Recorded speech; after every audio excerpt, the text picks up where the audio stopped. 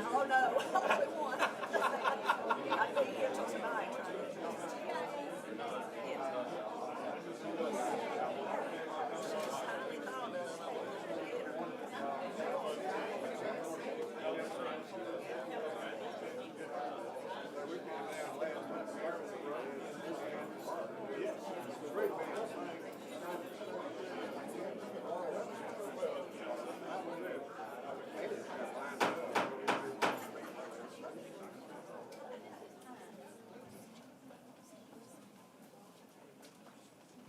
Good morning. I'll take this opportunity to call the meeting to order. I'd like to welcome each and every one of you here today for the Board of Trustees meeting for the Alabama Community College System. We appreciate your interest in the Alabama Community College System. We'd always like to say and point out that a great deal of work has gone into preparation for our meeting today. We have the Chancellor and his staff. We're thankful for the efforts they make. The presidents and their staff have done an awful lot of work to bring us to the point today to consider the items that are on our agenda.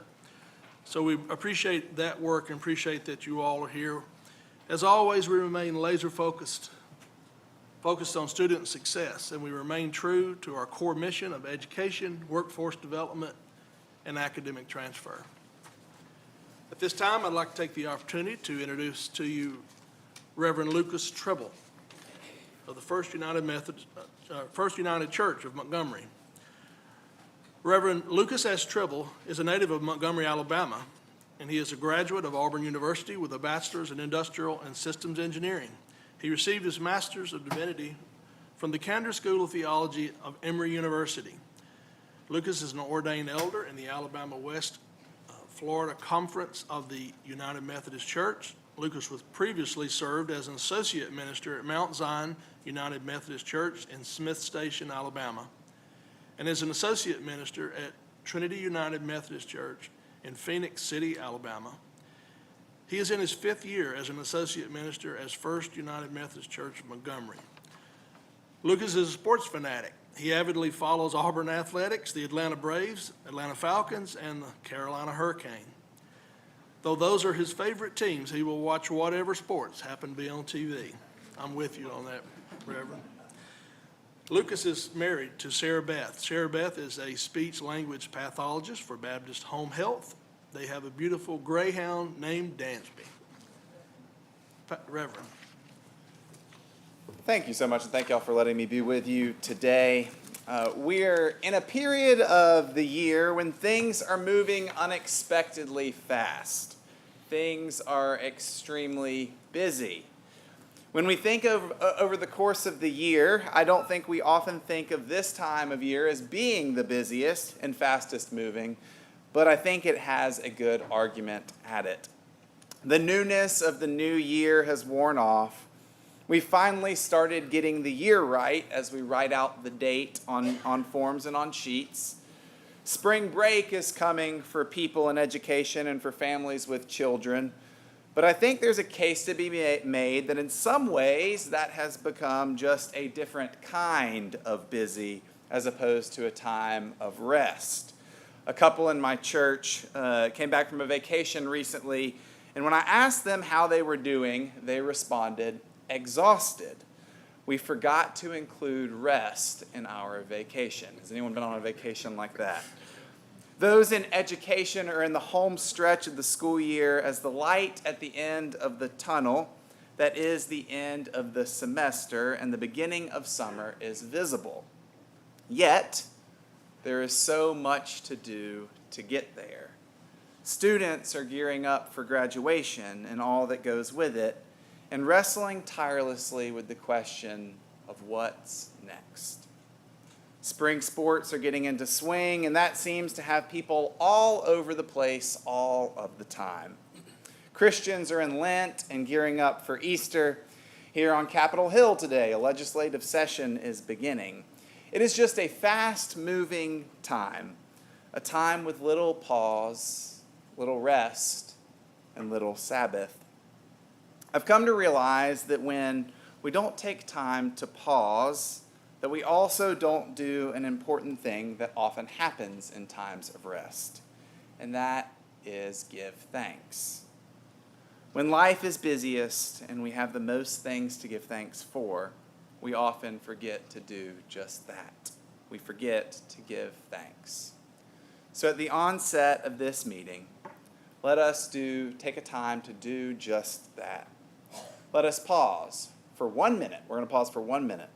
And in that pause, I want everyone to jot down on a sheet of paper they have with them or take a note in their phone of things in their lives that they are thankful for. Things that in this particularly busy season for which we can give God thanks and carry that opportunity of thanksgiving into today, into this meeting, and into our lives. So I'm going to start the timer at 1 minute.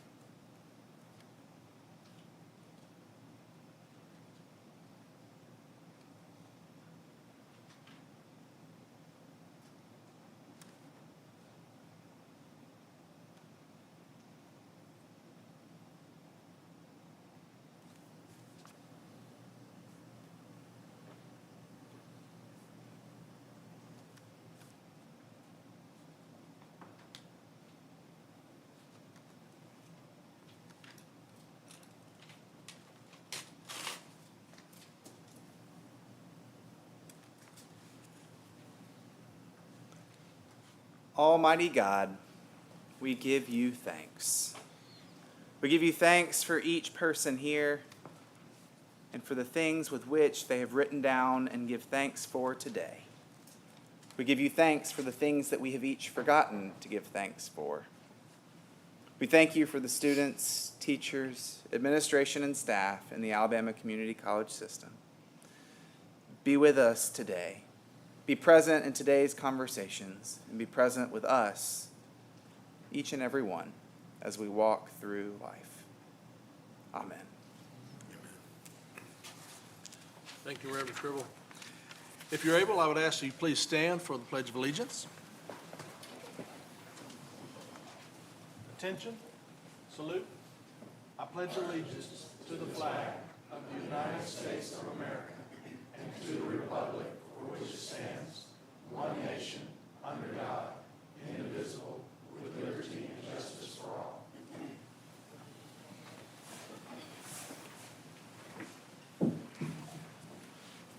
All right.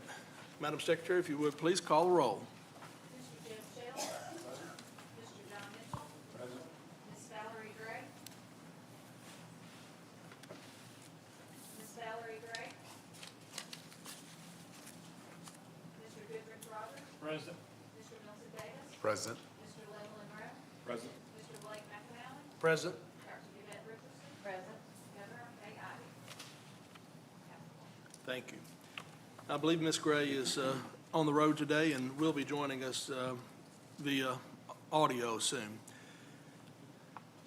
At this time, we're going to consider the agenda. The agenda has been distributed in advance to our board members for having an opportunity to review that and consider those items on the agenda. I would now entertain a motion to approve the agenda. So moved. Second. Motion by Mr. Rogers, second by Mr. Davis. All those in favor signify by raising your hand or voice vote.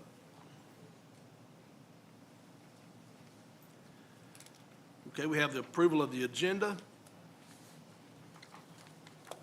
In a like manner, the minutes from the February 8th, 2023 meeting have also been distributed previously.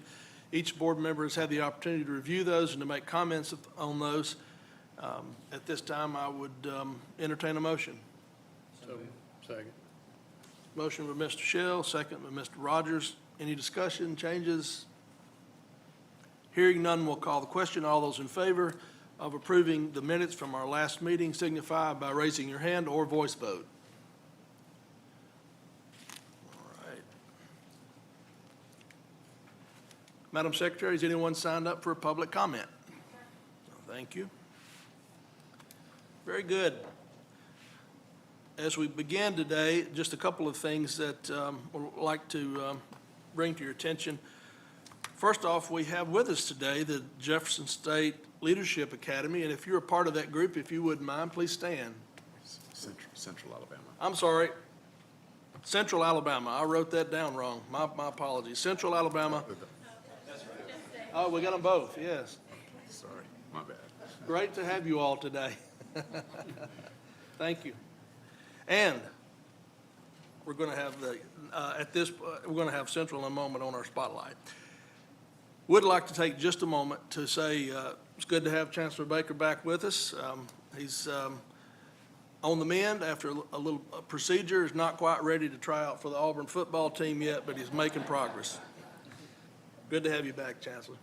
Glad to be back.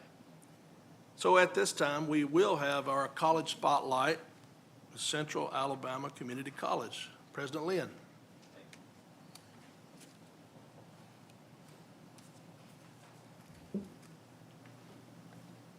I think they're working on something for here, so, but I'll go ahead and start talking. So on behalf of Central Alabama Community College, I'd like to recognize all the people from Central Alabama Community College. Please stand at this time. Lisa Sawyer as well, even though she's shared services. So thank y'all so much. We have a wonderful team at Central Alabama Community College. Thank you so much. And we're here at the pleasure of the board and Chancellor Baker. So Chancellor Baker, Chairman McAnally, all the distinguished members of the board, it's my pleasure to kind of give you a quick update as soon as the PowerPoint is ready. But I'm going to go ahead and start talking. We're fortunate to have 4 campuses. Our newest campus is just right up the road in Prattville. We were able to purchase that thanks to your blessings to us. We're doing renovations right now. We're adding chemistry labs, biology, physical science, and physics labs, as well as a whole nursing wing, and just got approval to start on our workforce area as well. Our other campuses are in Alex City, which is our headquarters, basically. Childersburg as well, right up 280, and then also we have a small campus up in Talladega. We just happened to hire a brand-new site coordinator for our Jerry Krill. Mr. Jerry Krill just started this past week, hitting the ground running, meeting with business and industries that we serve and all the students. So we have great aspirations to grow that as well. I'll check and see if this is working, but nope. So I'm going to continue. So we focus on a lot of things at the school, you know, mainly students. So we focus on students and all the communities we serve. We define the communities we serve as really anybody that lives in our communities. And so we do things that are in grade school all the way up to people in their later years of life. We focus on dual enrollment. That dual enrollment has grown about 43% over the last 2 years. We think it's going to continue to grow. We meet very regularly with our elected officials, with our state superintendents or superintendents of our counties and our systems, as well as the principals. So we're not shy about sitting down and talking about all the great things that we can do, coming together and really recognizing any things that we might be able to adjust or focus on for them. The campuses that we have are really integral to us, and we're in the process of doing some renovations. And I would just like to say thanks to Mark and David, our architects that report into the system office. Thank you so much for all the help that we've got there. We're really focused on that as well. Other than that, we really have, we just hosted a lot of different groups. We had 700 second graders come to our Prattville campus. We were tied up in another event with an economic development group in the Alex City campus, so I got a picture from Brandy, and I thought it was 200 students, and so it was 700 students. So we had 700 students learning about liberty in America and also CAC. And so hopefully that just implanted a really good vision for what we can do at the community college for them as well. We're focused on a lot of other things that we reach out in the community. The nutrition center, the mayor of Alex City needed a location to bring in to feed the citizens, the senior citizens, and so we opened up part of our campus for that. We hosted FEMA. We had a bunch of disasters coming through our area, so FEMA needed a location to serve the citizens. We quickly, within 24 hours, cleared out a room and had them set up there. we've taken the gym to the next level. The gym had not been used for basketball in 10 years. And so thanks to our facilities maintenance people, we were able to turn that around and host some regional basketball games and also some regional wrestling matches as well. So we're really focused on that. So we think that's an outreach of what we need to be doing, number one, but also it's a way for us to recruit our students. And I've had the pleasure of learning that from the chancellor by working here with him and understanding a lot of different things. The other focus that we do as well is reaching out to the underserved and the disabled. We recently had a really good graduate class in our CDL program where we had two of the last, this is the fifth and the sixth person that are deaf but needed to go through CDL. So we opened up our classrooms and our programs, provided the services that they need, and they graduated. So they're employed, they're fully employed. And I would just say that it was heartwarming to really see them excited about getting a career where they were left without help. And so we were able to take them through our program, which was not easy, but it's something that we need to do, and we need to get better at that. And I think we'll see more students like that. But I just have to say this, that you know, if you look at the unemployment rate, you look at the workforce participation rate, the unemployment rate for the disabled in Alabama is 70%. And so we need to do better about that. And so we're focused on that at CAC to do that. So I think the slide is ready. I'm just going to kind of go through and see if it'll work. If not, I'll just keep talking. But there we go. Okay. So those are our campuses really there, right there.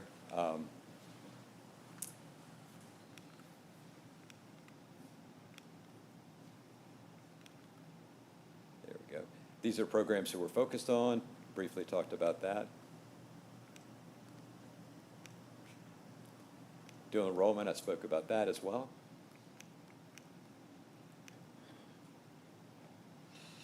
This is a really good program. One of our local high schools, 2 years ago, we met with them. And so we have our LEAP program. This is Benjamin Russell High School, where they're freshmen, so it starts in their 8th grade. We do some testing with them. We do some interviews. With the permission of the chancellor and the board, we actually enroll them at CAC. So they graduate from CAC before they actually graduate from high school.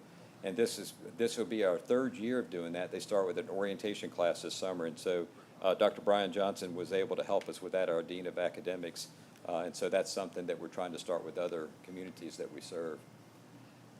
This is just an illustrative piece of documents that we do. We go and we educate a lot of our superintendents and our principals about people that are graduating from high school, but they don't have plans for military 2-year or 4-year. And a lot of times they're quite surprised that we can pull that data. And so Cindy Intrican pulls this data for us. We go, we meet with them, and then what we try to do is meet with the students with their parents to talk about career options, and we use some of our technologies to do that as well through Lightcast and other things.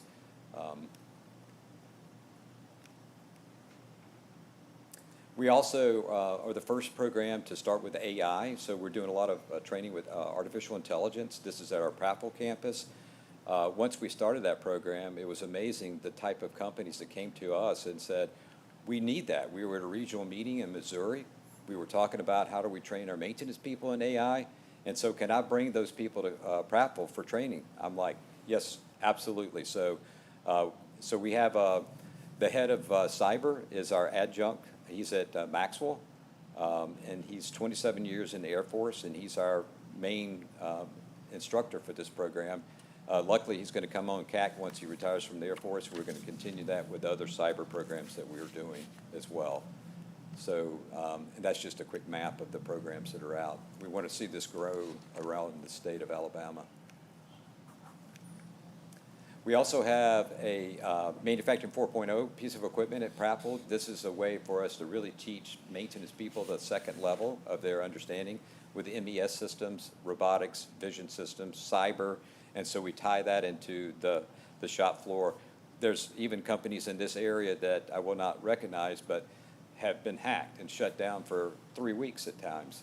And so we're teaching our maintenance people how to block those with cyber attacks and whatnot. So I think we're going to see a major rise of that coming into our needs for what we deliver.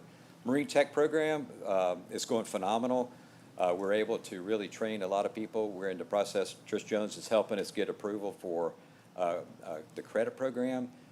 We're having huge requests for the high schools to start this in dual enrollment, so this program's going to grow, because we're right in the heart of the Lake region in the Central Alabama region. Skills for Success, thank you so much for all the great things that are going on in workforce. This is a class we had 2 weekends ago at our Prattville campus. With our construction, we just had them dump another load of dirt, and then we were able to do a class that day as well. And so those guys got their certifications as well. Our machining program is, I would say, phenomenal. We do a lot of work with the DoD and then Auburn University's engineering department. At the last minute, they invited our team to come and compete with their 31 mechanical engineering students. Our team came in second place, and I think it blew away Auburn. And so our kids there were able to get their certificate, and they're going on to great things once they retire. This is the program I talked about with our deaf students in CDL. We're so proud of them, and they're doing well and giving back to society. We do a lot of things with manufacturing boot camps, manufacturing day, and women in welding. We do another workforce program for women in manufacturing very, very soon. I'm trying to speed through this. We now have the second largest apprenticeship program for nursing in the state. And since there's no other apprenticeship programs nationwide, we're now #2 in the nation. So we take pride in that and what we're doing. We have 33 people registered. Baseball, softball, golf, women's tennis, and also bass. We've done real well with that. We'll continue to do that. It's a great attractor for us as well for sports at CAC.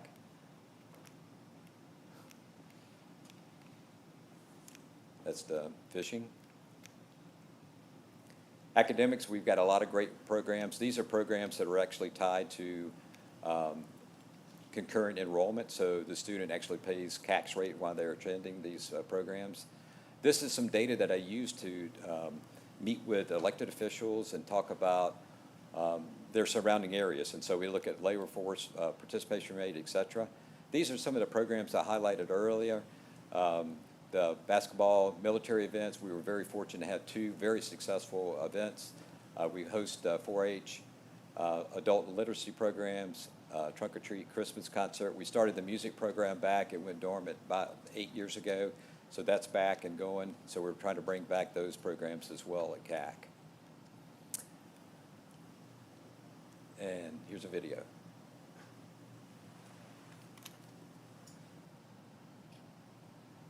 I promise we tested this before the meeting.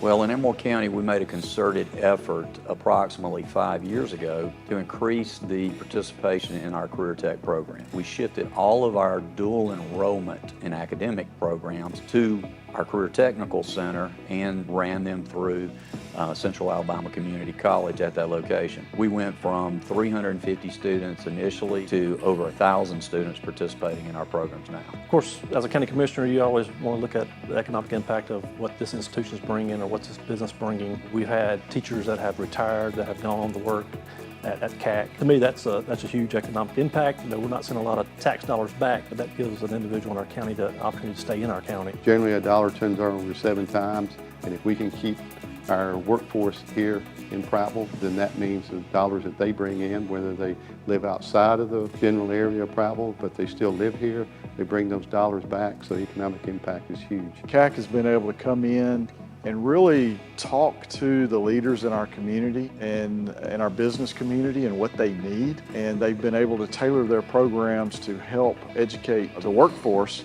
for those specific needs. The training, technical, and formal education that's provided by Central Alabama Community College is essential for LA City to train our workforce. It is so important to this community in providing that affordable education to our students. We have the entire spectrum in our school system, and when you make college affordable, you bring it down for all of those students. We really need affordable education in our communities. That's been a hole that we've had in most of my Senate district. CAC has been able to come in and fill that void and provide for that affordable education, but not just affordable, but affordable and usable locally. It's essential that the college be here to help bring the people from the community in on the campus. The importance of CAC to the community is what it gives to the community. Everything from music, the shows that we have here, to the way we involve the community in our racquetball and tennis courts and pickleball. Everything that CAC does is community oriented. Community is there, the community is welcome there. We go in and have meetings, have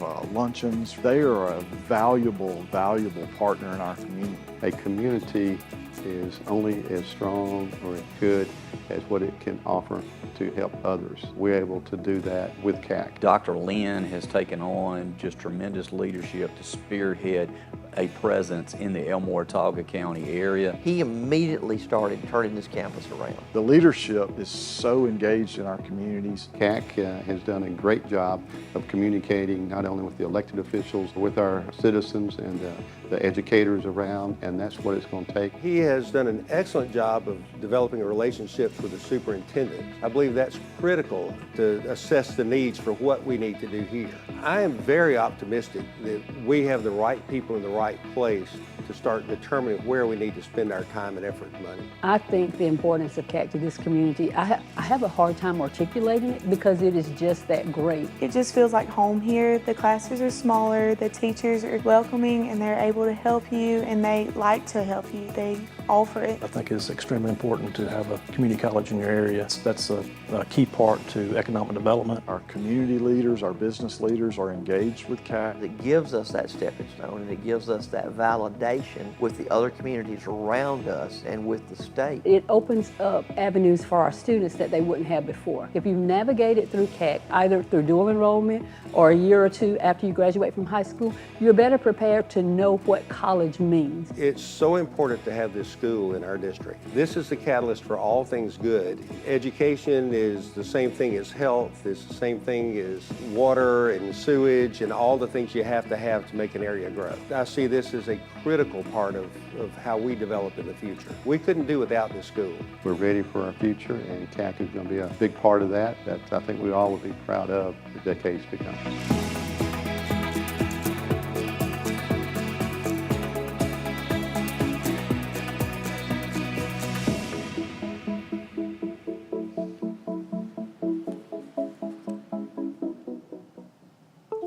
And on behalf of our leadership team, thank you all for allowing us to serve our students and our citizens and the communities we serve. Thank you. Thank you.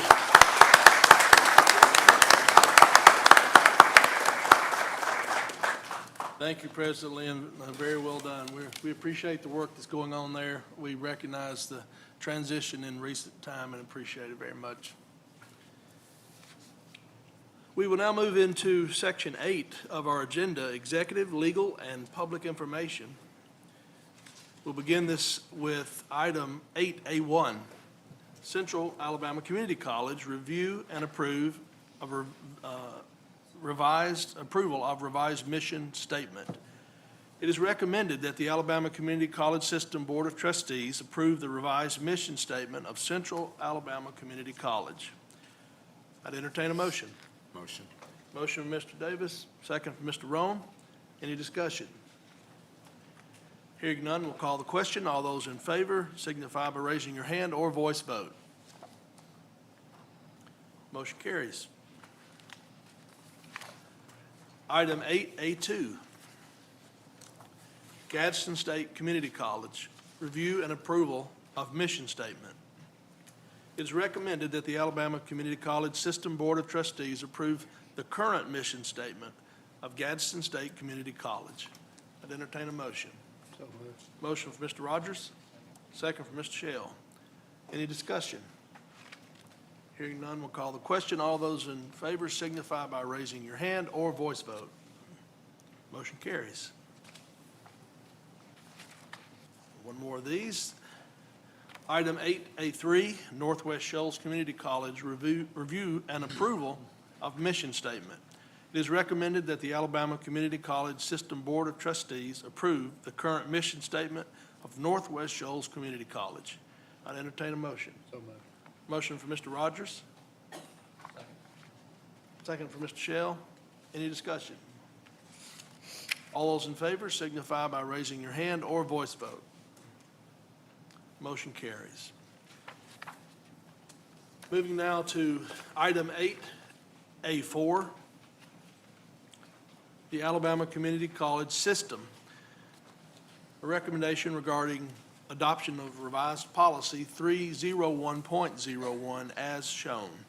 It is recommended that the Alabama Community College System Board of Trustees adopt revised policy 301.01 financial management.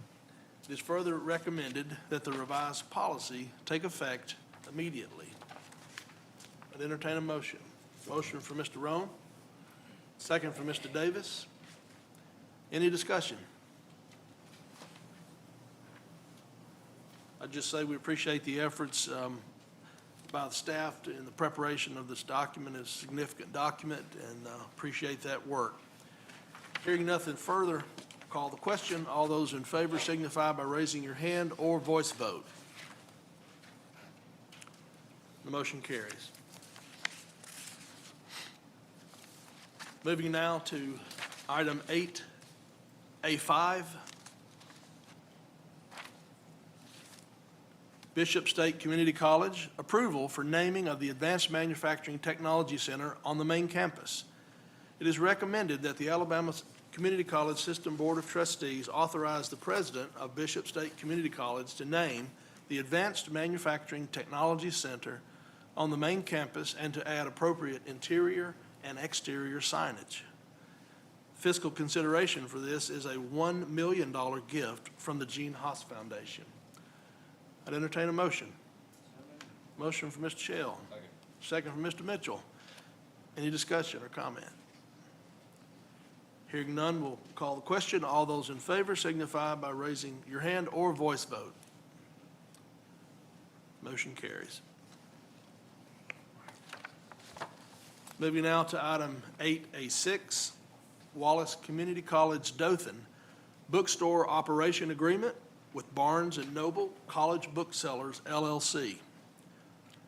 It is recommended that the Alabama Community College System Board of Trustees authorize the president of Wallace Community College Dothan, Wallace Dothan, to enter into a bookstore operation and services agreement with Barnes & Noble College Booksellers, LLC, for the period beginning March 1, 2023, and ending on February 29, 2028. With an option for an additional 5 years, and to charge a $24 per credit hour fee for textbook rental to take effect summer semester 2023. With respect to fiscal consideration, Barnes & Noble College will pay Wallace Dothan a commission of 10% of all gross sales up to $2 million, 11% of all gross sales from $2 million to $4 million, and 12% of all gross sales over $4 million. Barnes & Noble will also offer a capital investment of up to $150,000 to be used to design, construct, equip, and install fixtures in the bookstore. I'd entertain a motion. So moved. Motion for Mr. Mitchell. Second. Second for Mr. Davis. Any discussion, questions? Hearing none, we'll call the vote. All those in favor signify by raising your hand or voice vote. Motion carries. Moving now to item 8A7, Wallace State Community College, Hanceville. Approval to contract for the development of diesel technician VR training, simulations, and VR licenses. It is recommended that the Alabama Community College System Board of Trustees authorize the president of Wallace State Community College, Hanceville, to contract for the development of diesel technician VR training, simulations, and accompanying VR licenses. The fiscal consideration is $740,000 approximately, fully funded by grants from the Workforce Opportunities for Rural Communities, from the Department of Labor, and from the Appalachian Regional Commission and the National Science Foundation. We'd entertain a motion. Motion to Mr. Davis, second Mr. Roan. Any comments, discussion? Hearing none, we'll call the question. All those in favor signify by raising your hand or voice vote. Motion carries. The last item in this section is item 8A9. I'm sorry, 8A8, 2 items left. This item is for the Alabama Community College System revised 2023 Board of Trustees meeting schedule. Having approved this previously, and we've had an opportunity to schedule some different days and times for meetings outside of our boardroom, and we need to update this schedule. So I would entertain a motion to approve the revised meeting schedule. Motion for Mr. Rogers, second for Mr. Davis. Any discussion, questions? Hearing none, we'll call the vote. All those in favor signify by raising your hand or voice vote. Motion carries. And now the final item in this section, item 8A9, Snead State Community College. Amendment to Bookstore Operations Agreement with Barnes & Noble College Booksellers, LLC.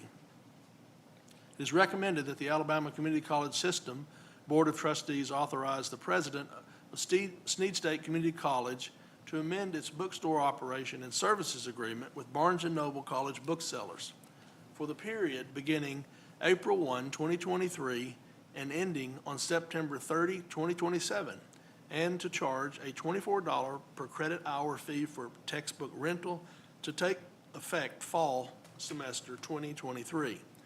Fiscal consideration is that Barnes & Noble College will pay Snead State on an annualized basis a commission of 14% of all gross sales of general merchandise up to $200,000, 16% of all gross sales of general merchandise over $200,000, 10% of all gross sales of course material. In addition, Barnes & Noble will provide up to $5,000 annually for scholarships to support the First Day Complete program. We'll entertain a motion. So moved. Motion for Mr. Rogers. Second from Mr. Mitchell. Mr. Michelle. Mr. Shell. Any questions, comments? Hearing none, we'll call the question. All those in favor signify by raising your hand or voice vote. Very good. Moving now to Section 9, Instruction, Research and Development, Adult Education, Facilities, Fiscal, Information Technology, and Workforce Development. Action item 9A1, Trenholm State Community College, re-roof Building G on the Trenholm campus. It is recommended that the Alabama Community College System Board of Trustees authorize Trenholm State Community College to proceed with re-roof Building G on the Trenholm campus. The expected milestones for the project are as follows. The bid date having just been February 23rd, construction starting first quarter this year, final completion second quarter 2023. Would entertain a motion. Motion. Motion for Mr. David, second for Mr. Mitchell. Any discussion? Hearing none, we'll call the question. All those in favor signify by raising your hand or voice vote. Thank you. Moving now to item 9A2, Northeast Alabama Community College Workforce Skills Training Center. It is recommended that the Alabama Community College System Board of Trustees authorize Northeast Alabama Community College to proceed with the project named Workforce Skills Training Center and to make a final determination regarding the low and responsible bid regarding award of the construction contract. The project size is approximately 50,000 square feet of workforce skills training space for a building construction sciences lab, a machine tool lab, industrial electronics lab, industrial pneumatics and hydraulics lab, additive manufacturing lab, drafting and design lab, flexible lab, storm shelters, associated academic space. Construction contract shall be executed no later than August 1, 2023, or this authorization shall expire.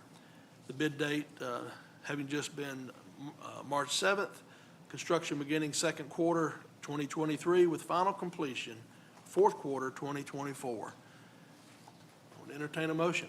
So moved. Motion for Mr. Rogers. Second. Second for Mr. Davis. Any questions, comments? Hearing none, we'll have the vote. All those in favor signify by raising your hand or voice vote. Very good. Motion carries.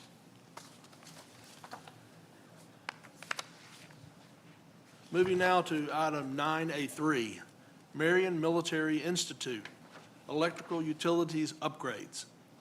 It is recommended that the Alabama Community College System Board of Trustees authorize Marion Military Institute to proceed with the campus primary electrical service upgrades with Alabama Power. This is a joint project with Alabama Power and electrical contractors. Bid results available for non-Alabama power-related items. Construction contract shall be executed no later than April 30th, 2023, or this authorization shall expire. The bid date having been February 23rd, construction start for the second quarter of this year and final completion, fourth quarter, 2023. I would entertain a motion. Motion from Mr. Rome, second from Mr. Davis. Any discussion? Hearing none, we'll call the question. All those in favor signify by raising your hand or voice vote. Motion carries. Moving now to the last item in section 9, item 9A5, I'm sorry. Let's see, one more. Yes, I'm sorry, I had two Marions there, didn't I? Second to last item, 9A4, Marion Military Institute, softball press box replacement. It is recommended that the Alabama Community College System Board of Trustees authorize Marion Military Institute to proceed with the building replacement of a softball press box with restrooms and concession. Construction contract shall be executed no later than August 1, 2023, or this authorization shall expire. The bid date having been February 21st, construction start is expected to be second quarter 2023, with final completion third quarter 2023. Would entertain a motion. Motion for Mr. Davis, second for Mr. Roan. Any discussion? Hearing none, we'll call the question. All those in favor signify by raising your hand or voice vote. Motion carries. And now item 9A5, Trenholm State Community College. CDL training site, change order number 2. It is recommended that the Alabama Community College System Board of Trustees authorize Trenholm State Community College to proceed with accepting change order number 2 for work associated with the project named Trenholm State Community College, CDL training site. The change order is for the removal of unsuitable soil and replacing with new soil to achieve compaction requirements for the CDL track. The change order also includes replacing failed or damaged storm drainage pipe with a new storm drainage pipe for runoff of the stormwater above the CDL track construction site. The bid date is scheduled, the bid date originally was April 21 of 2022. This change order was generated as of today. Final completion is expected the second quarter of 2023. I would entertain a motion. Motion for Mr. Mitchell, second for Mr. Shell. Any discussion? Question?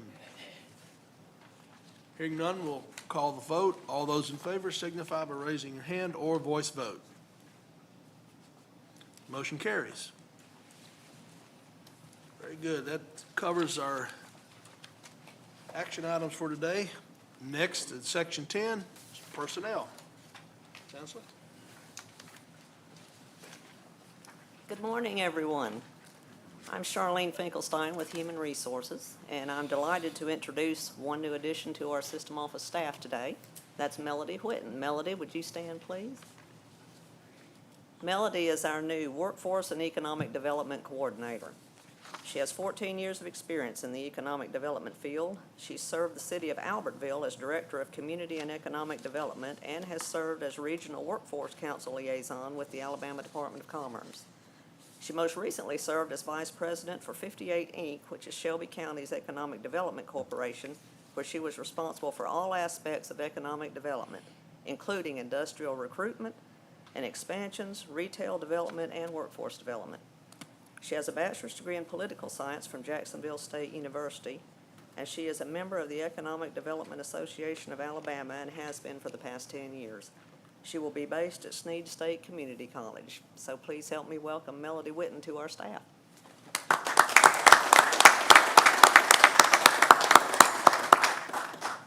Welcome, it's great to have you. Next, item number 11, the Chancellor's Report. I think I'm going to take the advantage here and ask Boone to come up. I was supposed to talk first. I'll kind of talk after. All right. He gives his report. Good morning, Mr. Chairman and morning. trustees. As the pastor said earlier, the legislature is back in town. Yesterday, the legislature convened for the first day of the 2023 legislative session. This year's session marks the first of a new four-year term, quadrennium, for the new legislature. There are 38 new legislators that represent over a quarter of all the legislators, a lot of new ones. Because of the late start to this year's session, it is expected that the legislature will be in session until June this year, so we'll go into the summer.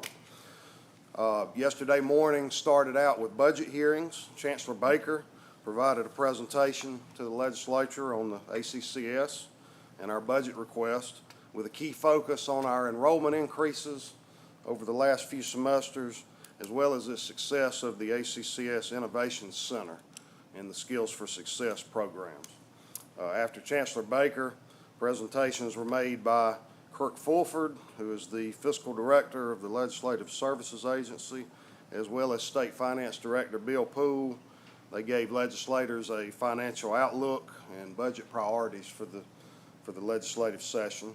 Of note to the community college system, Director Poole mentioned workforce development and prison education as areas of priority in the governor's recommended budget that she will be proposing soon.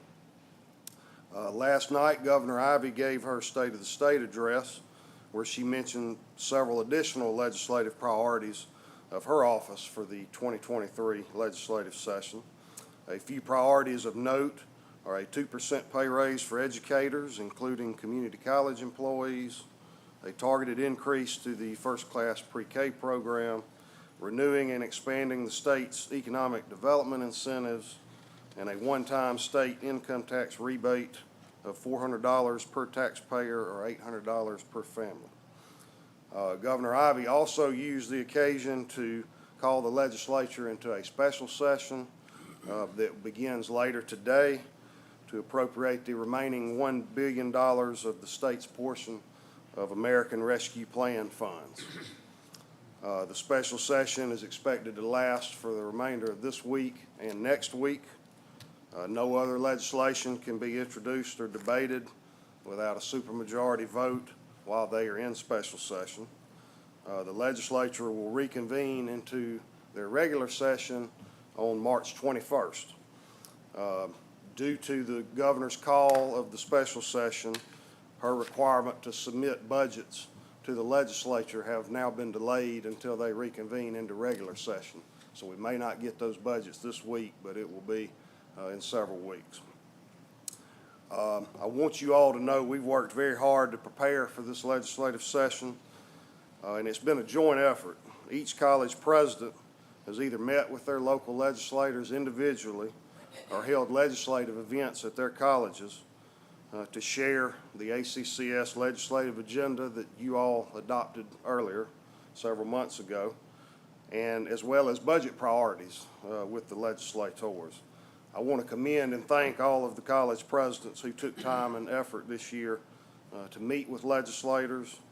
I think we've had more collaboration and legislative outreach from the college level than any year that I've been a part of the system. And so I think that's going to pay dividends and be fruitful as we go into the next session. I'm confident that we're in a good position to make significant budget gains and improvements as we go into this legislative session, and we'll certainly continue to keep you all updated as the session continues. So at this time, do you all have any questions? Appreciate the work All you're right. doing. Thank you. Well, Boone, it's just really, the show's over. It's down to the nitty-gritty work, hours and hours of explaining, and with the help of the presidents across the state. I'm just as confident that we're gonna have a good year budget-wise. Yes, sir. Thank you. Neil? Let's talk about enrollment. Let's talk about enrollment. Good morning, everyone. Thank you for allowing me a few minutes to be able to discuss some more recent enrollment numbers, and I wanted to give you just another update about one of our other initiatives. Before I do start on all of that, I want to thank President Lynn for the comments he made about Central Alabama Community College. I told him at the beginning of the meeting, and I think it's worth mentioning here to this audience, that one of our team members in the Student Success Division here recently escorted her brother to CAC to be able to help register him for a second mini-term, and she came back and she said, Neil, I was just overly impressed with the service that he received while he was there. She said, I didn't even tell anybody when I walked in that I worked at the system office. I kind of wanted to lay low and fly under the radar, but the service that Cody, her brother, received was just unbelievable, and she was very impressed. And so, President Lynn, to you and your staff, I know that's reflective of what's happening across our entire system, but today you're being spotlighted, so I think it's appropriate to bring out a comment like that, so thank you. So let's talk a little bit about enrollment. All right. I added an extra bullet. As you know, I've typically been talking about whatever current term we're in, and as well as the outlook for the fall. I did add a section in here about summer that I'll talk about. For spring 23, though, we continue to enroll students for our second mini-term at most colleges. It starts this week. Our second mini session will begin this week at most of our colleges. Some begin next week, but as of yesterday, we have 72,462 students who are enrolled for spring courses. This is 4,034 more students than we had enrolled at the end of spring 2022. So this is a nice increase. We're very excited about. That's 5.9% ahead of that final spring 22 number, and 4.85% ahead year to date. So that means 23 of our colleges are ahead of their spring 22 head count. Again, very, very excited about that. I do want to move into talking a little bit about summer. Sometimes summer is the overlooked term, but again, there's a lot to be excited about there. As of yesterday, we've received 9,758 applications for summer 23. That's a 15.95% jump in summer applications over where we were on this date last year. And looking at the numbers breaking those numbers down into student type, the increases are being seen in transient applications, dual enrollment applications, returning/readmitted applications, which I'm really excited about. That means that people who may have left, I promise I'm not touching that. I don't know why that's changing. All right, but returning readmitted students, that's something that's very excited because those are people who we are re-engaging. Somebody's messing with me here. It's a test. That's right, it's a test. It's okay. But again, so very excited about those summer applications. Fall, we continue to be up in fall applications to the tune of about almost 25% ahead in fall applications from where we were on this date last year.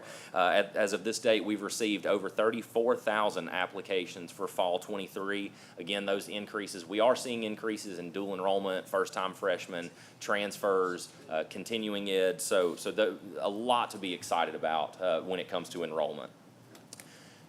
As it relates to enrollment, though, you know we have a lot of partnerships that we're working through. We are finishing up our implementation of the TargetX suite, but today I really want to talk just very, very briefly about our partnership with Wiley Beyond.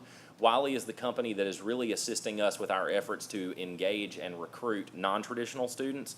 Since the beginning of our partnership, which really fully came to fruition starting in November. That's when every college had the opportunity to begin using Wiley's services.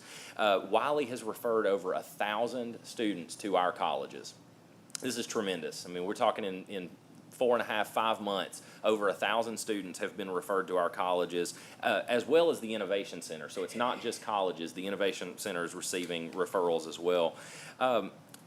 And along with those referrals that are coming in, those referrals are coming in as a result of marketing that Wiley is doing. They are pushing out marketing ads through social media. When students click on those, they land on a regional landing page where they can fill out a form, and then someone from the Wiley team will then engage with them via a phone call. And based off of the tone of that conversation and the needs of the student, Wiley will then refer that student to an appropriate college or the Innovation Center and help them understand what opportunities are available to them. So in addition to these referrals, these 1,000+ referrals that we've received, Wiley is also supporting our colleges and their enrollment efforts by leveraging their call team to reach out to specific populations, and these specific populations are coming at the request of the colleges. So if a college says, we have 250 stop-out students who have stopped out in the last year. We'd like for your Wiley team to pick up the phone and call them and help try to re-engage them and get them re-enrolled. Wiley's doing that.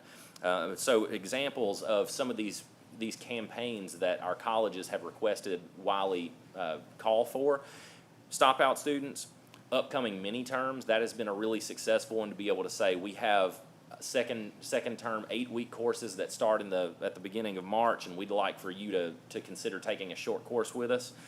Students who have filled out a FAFSA but not applied for admission, students who have applied but not registered for courses, GED graduates or students who have gone through adult education who may not have taken advantage of the free course that is offered to them. And then also students who registered for class. This might be one that our colleges are familiar with, but others may not know as much about. Students who have registered for classes but didn't end up attending. They never actually sat down in the class, and so Wiley is helping us to re-engage some of those students. And so colleges again have the ability to be able to request Wiley reach out to those specific populations, and that has been really successful. Numbers are great. You'll always hear me say that. That's what I spend most of my time talking about from this podium is numbers, but there are some stories that go along with these, and I won't take very long to talk about these, but Wiley passed along a couple of really nice stories to me yesterday. They said that some of the students that they've referred to our colleges, some really stand out. They said a Spanish-speaking student who has wanted to attend college felt limited due to his language barriers, and so the Wiley call center reached out to him and told him that many of our colleges offer English as a second language courses, and that Lawson State just happens to be minutes away from his home. He thanked the Wiley caller for reaching out to him and, quote, for sharing resources that he never knew were available to him. A single dad has been working in factories but needed to make more money and didn't know where to start. He ended up being reached by a Wiley caller and was told about, and once he shared his family's needs with that caller, they pointed him to the ACCS Innovation Center, and he's now on a path to start a program immediately, and it will be significantly less expensive than his other options. A lady who's been working as a medical assistant and also works for a nonprofit that helps students prepare for medical assisting programs, she's been wanting to get into nursing. After receiving a call from Wiley, she applied to Trentham State's nursing program and found out that some of her medical assisting courses from a previous college will transfer, and that she has the option of taking some of her early coursework online. So she's very excited about the flexible nature of those courses. And then lastly, a potential student submitted an inquiry on one of Wiley's marketing landing pages and expressed interest in Enterprise State's nursing program. Wiley gave her the necessary information and mentioned that she may be able to use WIOA funds to pay for her education. By the end of the call, the student got pretty emotional and actually called the Wiley team member, quote, a blessing and an angel. And then she said, she also said that you have given me so much hope. 1,000+ students are great, but these are families that are being impacted, and we're really excited about having some additional support. And again, we want our colleges to continue to see this Wiley team as an extension of their recruiting and student success operations. So if there are any questions that our colleges have about leveraging Wiley and those services, our team stands ready to help you and make that connection. But at this time, I'll entertain any questions about enrollment or Wiley or anything else related to student success. Let me make a point here, or try to make a point, help me. And as I said to the budget committee yesterday, I hear people bragging about the fact that we have like 4.3% unemployment.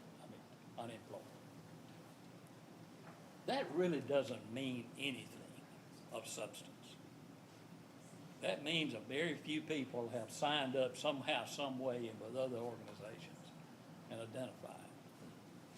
The state of Alabama is in a regular competition with the state of Mississippi on which one has the highest non-participation rate, being non-participation of a certain group of people between certain ages who are capable and able to work. We must find ways to help those people get into the labor market and be successful. That's what a lot of this is all about. That can eventually change this state. The fact that we have a low unemployment rate doesn't mean a lot to me. I'm not saying it's bad, it's just that we aren't focusing, and what we're trying to do with this attempt is to focus on those people who need, for whatever reason, some special help, to hold out a hand and say, look, let us help you find a way to solve your problem of how to interface with a market economy, and you can be successful. Over a period of time, that can change a community, it can change a state, a county, or whatever the case. And our schools across the state have stepped up to the plate, and are leading the charge. And I think if you've already seen the numbers of the increase in enrollment, and it's because of a concentrated effort.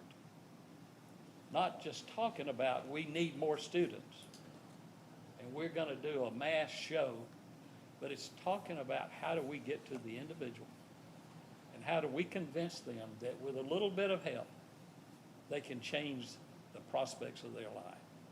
That's what it's all about. Thank you. I don't think you need any help making that point. I think you made it perfectly. That's exactly right. All right. Thank you, Neil. Thank you. Great numbers. We appreciate the work that's being done and the focus and the effort. Great results. Barry.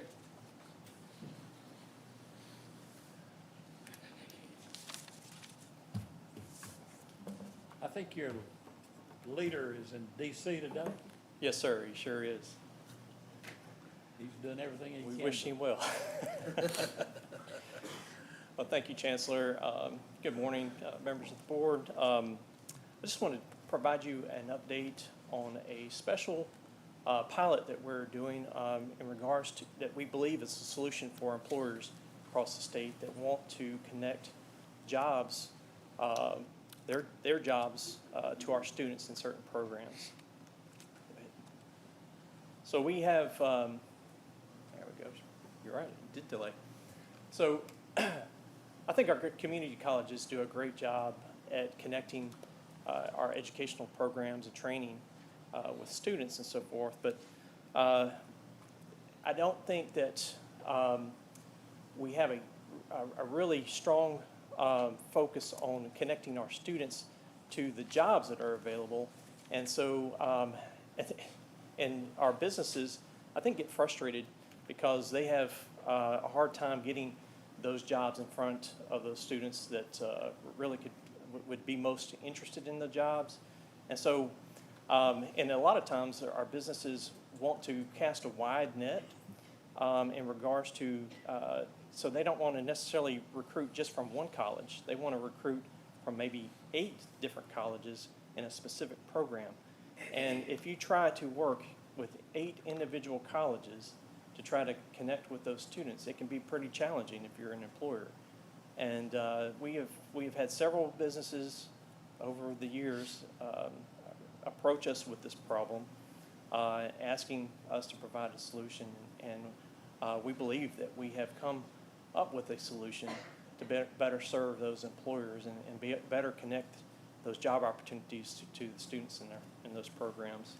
So we have a site that's called Career Coach. And let's see if it, so Career Coach is a site that we have a statewide site that you can find on our ACCS website, and then every community college in our system has an individual site that's customized to their community.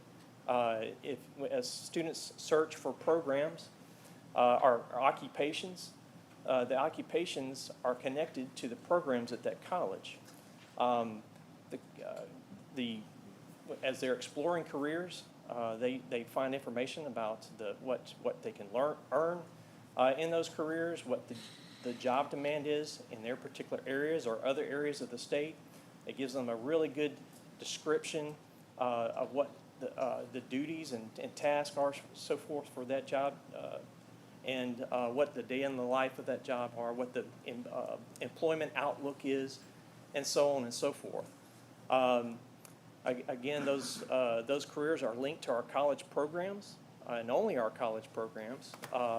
And then it also has a really tremendous tool for students to build their resume in. So it's got a database of tasks for different jobs that they may have done, and they can easily build their resume, guides them through that process. And we have a lot of, my daughter and several of our staff children have utilized that to build their resumes with great results, and we've really enjoyed and seen the value of this site.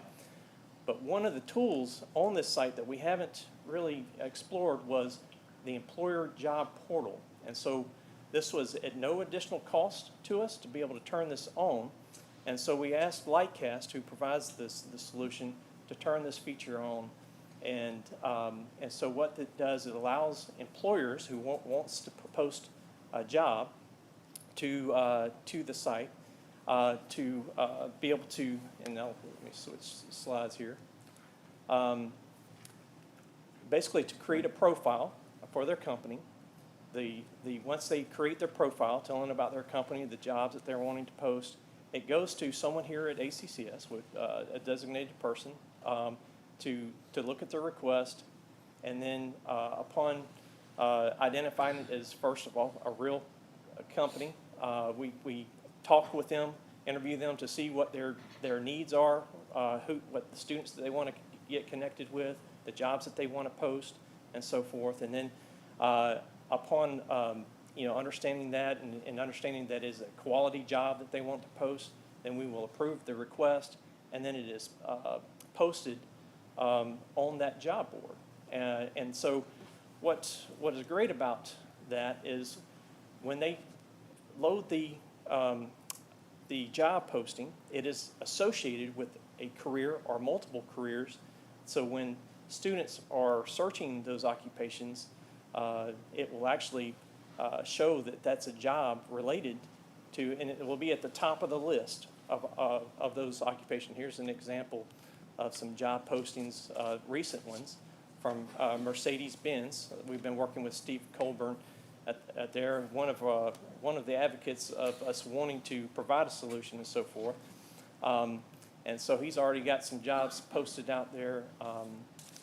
And so here's an example of the job description, what it looks like, what our students will see.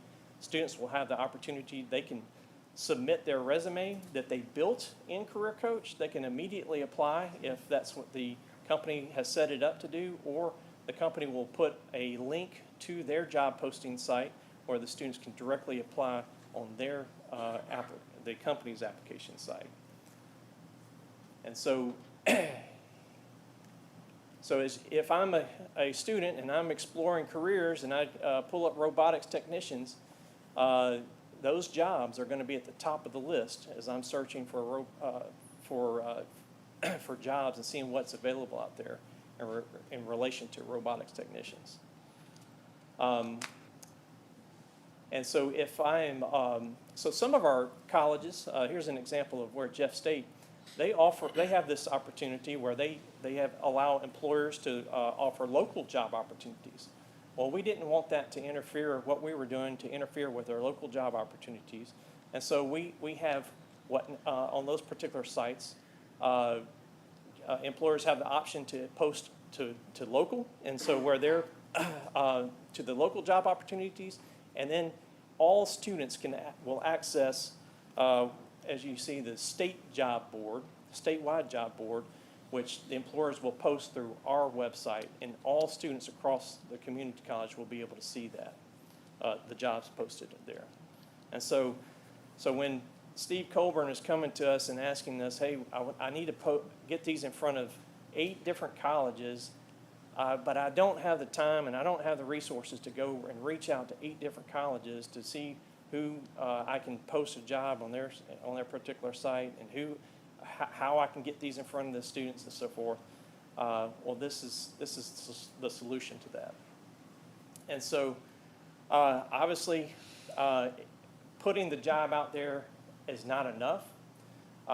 We are going to need to promote those jobs and make sure that those job postings get in front of the students that are most likely to be interested in that. Not only students, but our alumni who've graduated from programs that may also have an interest in applying for those jobs.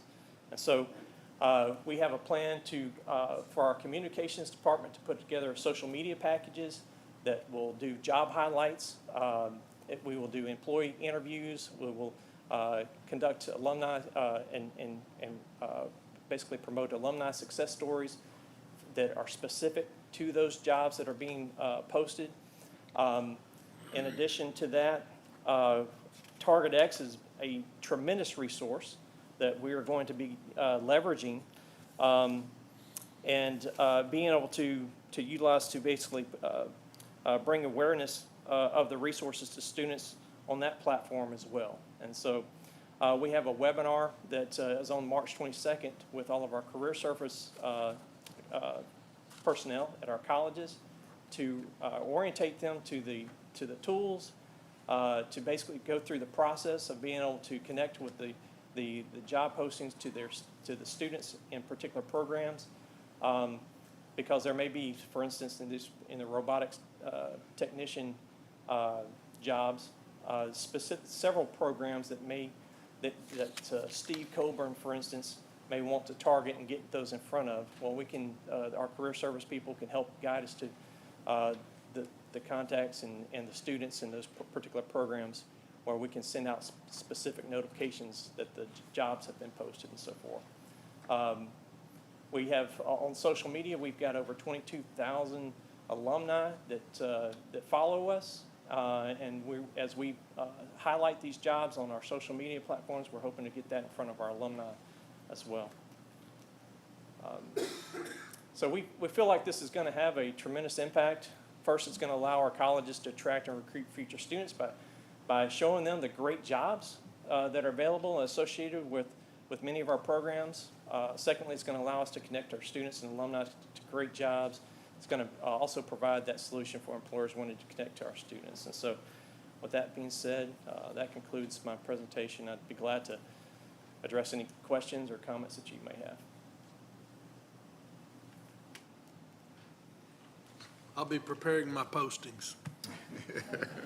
Sounds great. Barry, Thank you, Barry. I did have just one question. Yes, sir. Great opportunity. How are you targeting alumni who may have been graduates a few years ago to make sure that they know this resource is available and perhaps they can obviously build their resume or post it as well? Absolutely. So we have some work to do there to basically to capture and maintain a database of those alumni. And so we're currently working on a strategy to best find a solution to that, to be honest with you. But it's something that we need and have to do. We've got to get these opportunities to our alumni. And that's honestly a lot of the people that these companies are looking for. Some people that have graduated our programs and maybe have 2 to 3 years of experience that would be great for those jobs. So, thank you. Yes, sir.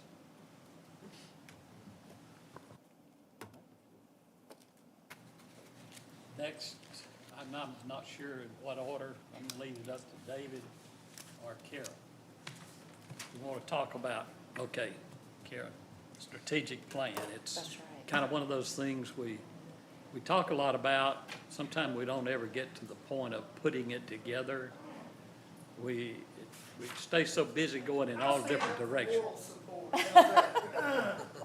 It's hard for you to just give moral support. But since you come up next, but they've been assigned the task and have been working for some months now on trying to put together a strategic plan that we can live with. Carol? And first, I want to say thank you, Jeff Lynn, and all the presenters for being patient with us in IT today, with working through our gremlins that are running through the building today. So thank you for that. We are working, as Chancellor Baker mentioned, on strategic plans. I'm already having some really good conversations, one I had this morning with a gentleman, with many of our presidents, trying to work through how we can work better together, as well as strategies on, I'm really laser focused on working on some cybersecurity and IT initiatives, which play right into some of your questions regarding alumni and getting job placement out there for both our students and former students. We have created some governance groups that will include some of you at this table, doing system-wide initiatives. It'll both be with the presidents and you, and there'll be many additional meetings. Matter of fact, I'm making a grand sweep of the state again in April, meeting with all of our presidents, starting to talk through some of these initiatives that they're already working on and making sure that we play together. We also are going to be doing some, with David's help and Keith Phillips' help, meeting with stakeholders out in our communities, making sure that we're meeting the needs, especially in IT, back to their industries.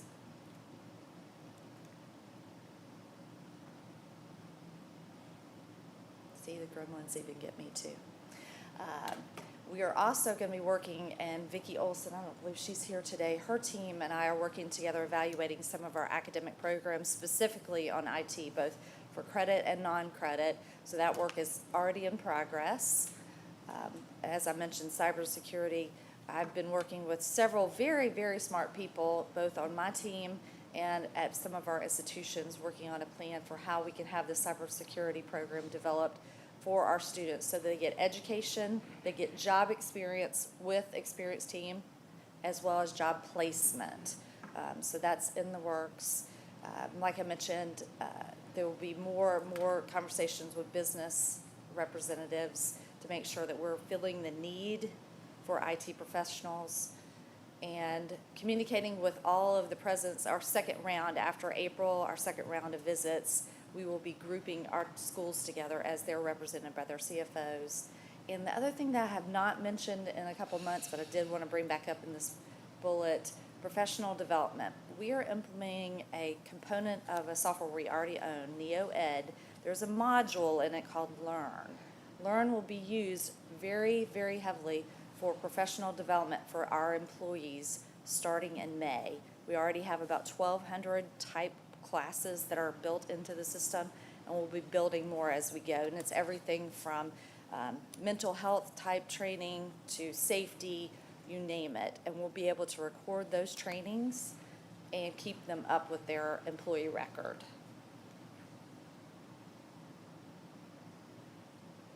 And this is David and I that are working on it. David, I want to advance it on. Does Ebony want to come up here? I think so. Ebony, you ready to come up? Now we're going to transition into talking about the Diamond Jubilee, and certainly we're very excited about this opportunity. So, and you know, as excited as I get, I think Ebony can actually match it. So, I can match it. So we've got several things going on here, and this is going to be big. It's going to be huge. It's going to be enormous. It's going to be enormous. There you Good go. morning, everybody. I was just thinking, there's a gospel song called I Got a Testimony, and I'm not going to badger it or butcher it if you've not heard it before. But one of the first line is, as I look back over my life. And David, I think as I look back over my career so far, this is probably one of the most exciting moments that we've had for the system to be able to celebrate in this way. And if y'all can catch just a little bit of that joy of what we're going to do over this next year, it is just going to wow this entire state. We have so many things planned, and I know we've been talking about plans, but we want to share with y'all some of the actions we've taken to get it off the ground. We'll do that next. First, we want to talk about April 17th. That is going to be the big kickoff of everything we're planning for the Diamond Jubilee. So big that we want to do it at the state capitol steps where all of this happened, right? That's right. We have some major guests. Now, David, he speaks a vision, writes a vision, and makes it plain. We haven't confirmed any of those folks yet, except for one. But we're hopeful that the chancellor will join us, as well as Bradley Byrne, the governor, lieutenant governor, some of our historic folks right here in our system. But that's going to be a really, really big day, and all over the state, people are excited about planning. Can I add something here? So Bradley Byrne is our honorary chair of the committee. So Chancellor Baker and I talked about getting someone who could really from the standpoint of being able to have statewide notoriety, and certainly a former congressman, and Bradley was more than happy to be part of that. And actually, you and I were down in Mobile just a couple weeks ago and met with him over an hour and a half about the committee and his expectation for it, and he's very excited to be part of this. Yeah, trying to get to the next slide with. Is that it? There we go. Yeah, and I'm sure many of y'all are familiar with Mr. Byrne. He was a huge advocate of a lot of things when it comes to education, but also did a lot with civil rights. And that's special to us as a system because a lot of stuff was happening in 1963. We want to be able to embrace everything and show how we embody Alabama, how we embrace our communities, and how we're embarking on such a new path.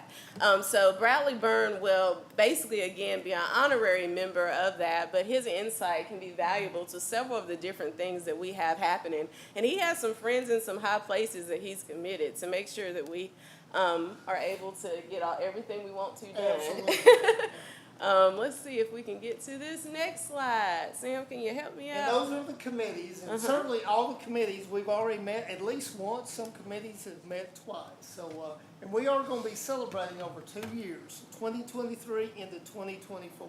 Exactly. And so what we did, in addition to meeting with Mr. Byrne, is we've already met with ACCA and talked about how we can collaborate on several different events. We've talked to the presidents. We sent out a survey earlier last month about their big ideas, some things that the colleges can already incorporate. So we don't want to create a bunch of new things because we've already been doing a lot of amazing things. So some of the events that community colleges already have will be part of this Diamond Jubilee.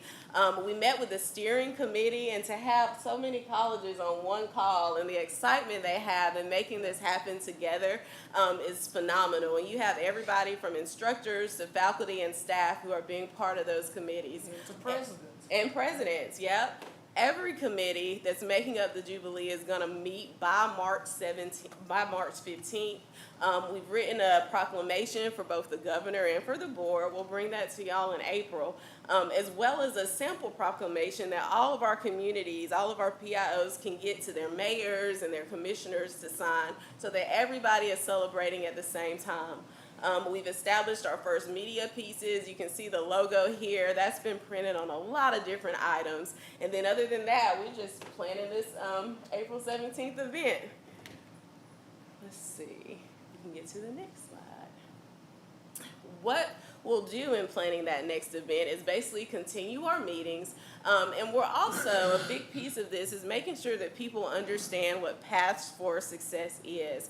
That is a foundation. It's not the ACCS. No, it's a 501c3. Exactly. We are a huge supporter of it. And so when we say that we want to raise at least $600,000 for scholarships for students in Alabama, we're doing that on behalf of an organization that people need to know about. They need to know what Paths for Success is and what it represents. So we've had Patty Houston and a couple other folks on that team come and just share more. And really, we're just creating a platform for them to get other donors in on that. So that's a big educational piece of this Jubilee as we raise those funds. And as a reminder, the Pass for Success Foundation is a 501c3 that supports the community colleges, every community college across the state, for individuals that are low income, that are wanting to go into skill training programs that are not Pell eligible. The foundation will help support them to do that. Exactly, and hearing them explain that just really brings it home and gets even more people excited about what we're doing with this Jubilee.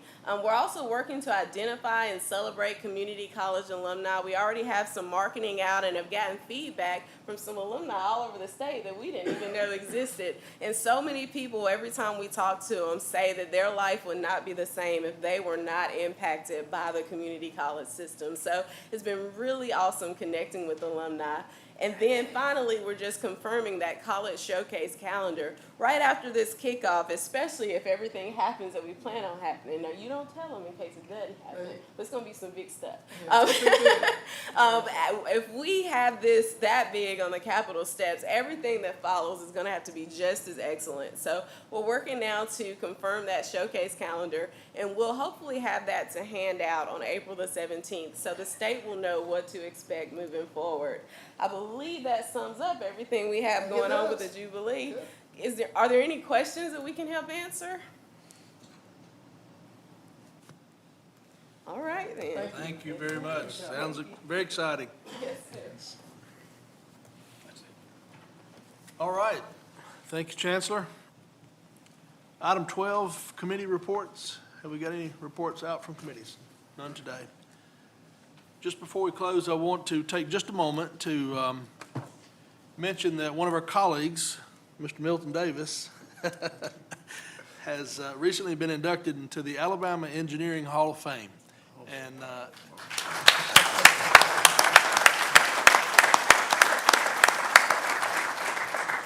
I'm truly grateful and humble, you know, and we pride ourselves as a board of communicating and keeping everyone in the loop.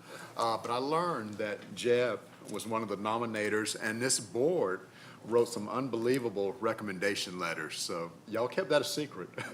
But again, I appreciate it. And part of the criteria is the impact you make on the state. And I'm sure our work as a board was one of those key factors. So it's not about one individual, it's really about all of our work. But I really appreciate the love y'all showed me, and truly grateful and humble. Thank you. well, Milton, we're very proud for you, very happy for you, and we appreciate you in so many ways. Thank you for what you do. Our next meeting is our work session.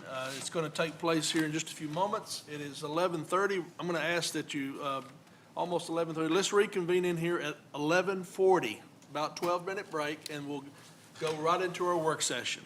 Thank you.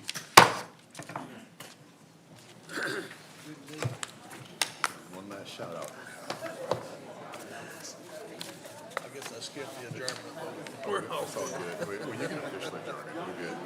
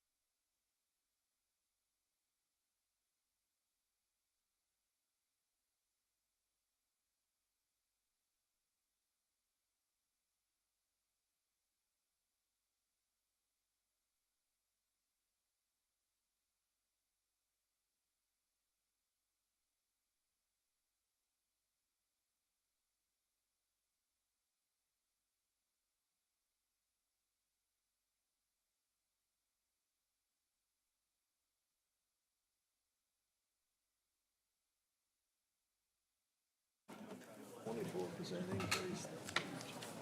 That is huge.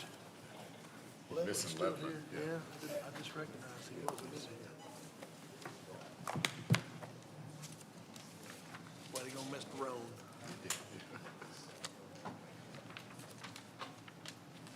Senate quick tax.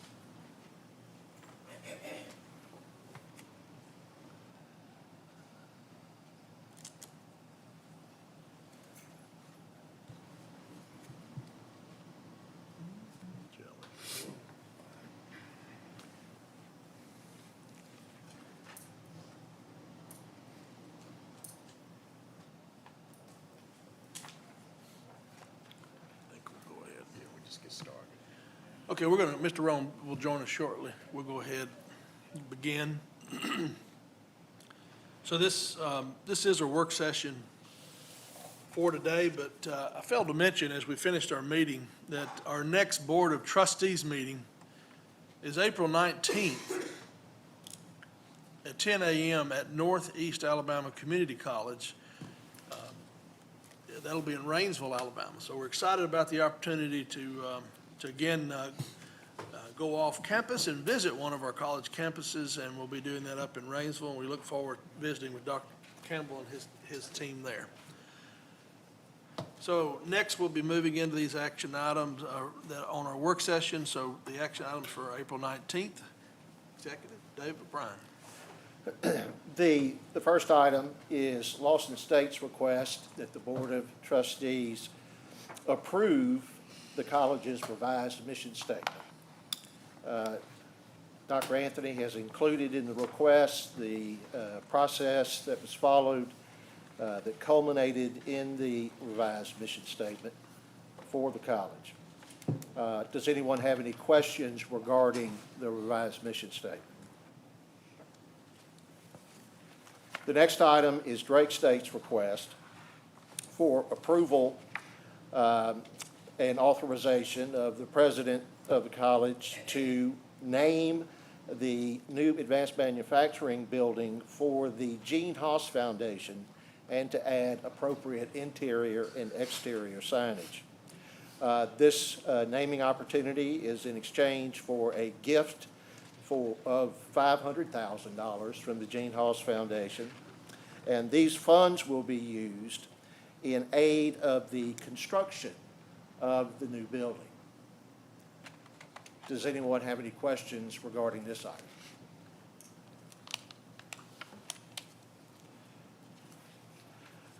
The next item is Gadsden State's request that the Board of Trustees authorize the president to name the boardroom on the first floor of the Joe Ford Center as the Martha Griffin Lavender Boardroom.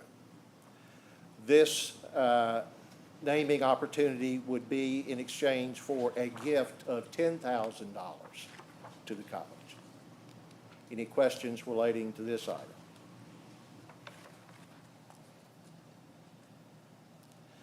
The next item is Enterprise State's request that the Board of Trustees authorize the Alabama Community College System on behalf of Enterprise State to enter into a facilities use agreement with the City of Enterprise for the construction of 8 pickleball courts on the college's Enterprise campus. The city will bear the sole expense of establishing, constructing, and maintaining the courts. The right to construct the courts shall remain open for a period of 2 years, and if the courts are in fact constructed, the facilities use agreement will be for a term of 15 years, which can be extended for another 15 years unless either one of the parties terminates the agreement. Any questions relating to the facilities use agreement? The next item is Lurleen B. Wallace Community College's request that the Board of Trustees authorize the president to name the existing and newly renovated nature trail on the Andalusia campus as the Barbara L. McLean nature trail and to add appropriate signage. This naming opportunity would be in exchange for a gift of $50,000 from the city of Andalusia and will be used to light the entire nature trail. Dr. Kelly has included with his request some background information relating to Ms. McLean, who was a pioneer in the area in the field of manufacturing, both in Andalusia and the state of Alabama. Any questions relating to this item?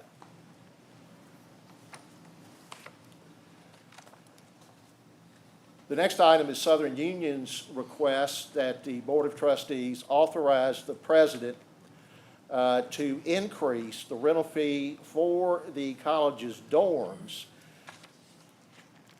for $200 in addition per semester.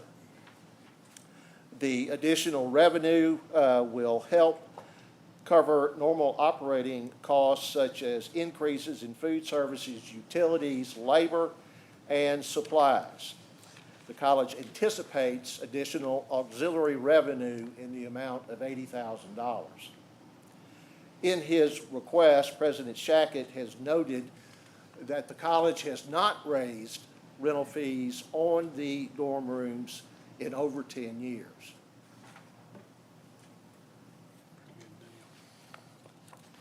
Any questions relating to that item?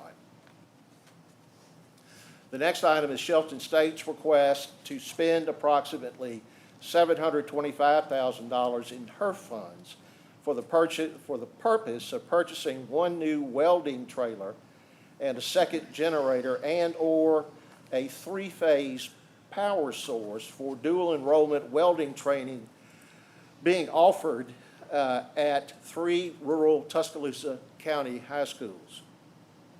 The purchase will provide increased access to a high-demand training program for students in critical portions of rural Tuscaloosa County.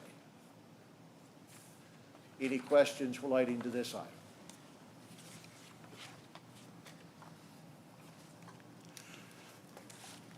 The remaining items on the work session agenda all relate to facilities, so I'll turn the floor over to Mark.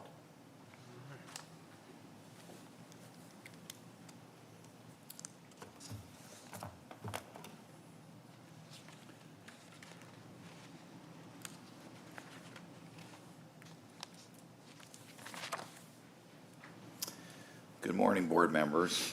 We have 3 projects for you today for consideration. One is at Jeff State, one is at Drake, and then the third one is at Northeast Alabama.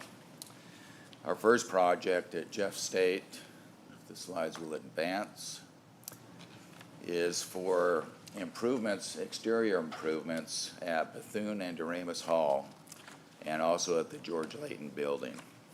And this is located in the Jefferson campus in the northeast of Birmingham. The slide in your packet shows the placement or the location of these buildings and the targeted improvements to the exterior of these locations. These improvements are part of the overall effort, not only at Jeff State, but across the system for improvement facilities. These are very old buildings, and the college is moving forward to try to modernize and improve the appearance of the campus. We do have an anticipated bid date, of April the 4th, and then proceeding from there with successful bids that come in. The needs for these, again, highlight the age of facilities that are now beyond their design life to renew and modernize the facilities so that they are attractive and appropriate for the community. The next project that we have, board members, is the Workforce Skills Training Center at Drake. We took the bid results in earlier yesterday that you saw enacted this morning. We are moving forward at Drake there in Huntsville to take bids and have those bids returned to us for the next board meeting in April. I think the slides will advance here. This slide and in your packet shows the placement of the building in relation to the existing campus there at Drake. And then as we move forward, you can see the different programs that are, again, are unique to the building in that area. Machine tool, welding, industrial systems and electronics that will be popular in this particular space. We also have the Flex Lab that has been designed intentionally in all these buildings where they can offer and store in that location 3 or 4 other classroom offerings or course offerings that can be pulled out at any time, taught, and then put away and making that space available for shared use and shared purposes. In the packet, we did include an architect's rendering of the building. And then as we move forward, again, we'd look to take those bids back in about the 10th of April is what we're targeting at this point. What's that? Okay. Thank you.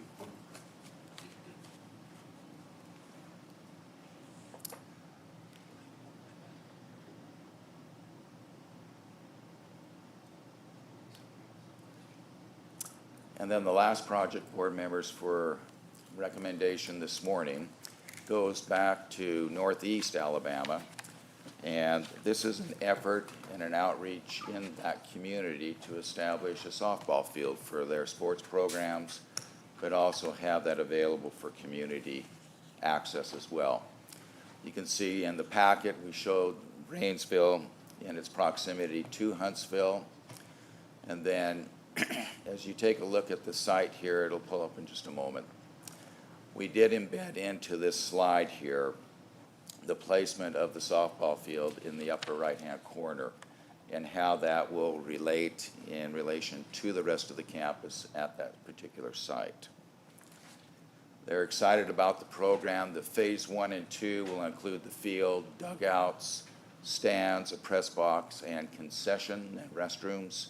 Eventually, the college would like the opportunity to build a facility there for locker rooms and so forth for the students to be able to have those, and as well as an indoor practice and hitting facility. Board members, these are the 3 projects. Any questions or comments? Yes, sir. May I back up to the Drake State? Yes. Like you, might answer this question also. We don't get any kind of break on the architectural fees, but this is like the 4th building we've done, they appear to be the same buildings. I can answer that. On that one, we looked at this very carefully, and the designs that we have at Gadsden, Sneed, Northeast, and Drake are very, very similar. So yes, we are getting a reduced rate. Are we? We are. We calculated that. Much of the programming is done in the first one, but we are able to reduce and eliminate the amount of time that we have to spend on the others. And so, yes, when these projects are completed, we look forward to coming back and showing you where those opportunities for savings occur.